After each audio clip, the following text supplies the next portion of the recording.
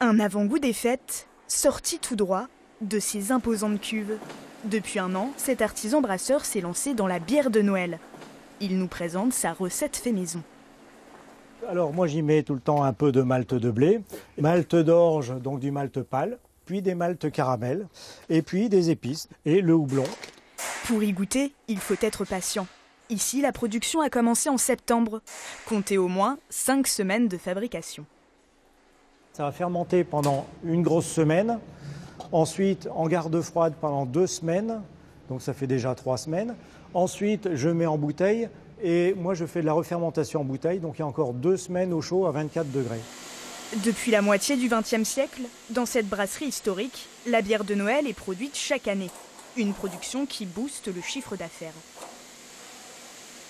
La bière de Noël, ça représente entre 5 et 8% de notre production. Donc c'est un moment très important. Un alcool consommé surtout par des Français.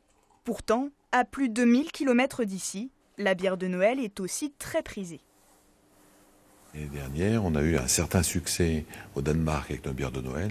Et ils ont récidivé cette année en ayant déjà une commande de 10 palettes, donc ça fait à peu près 6000 bouteilles.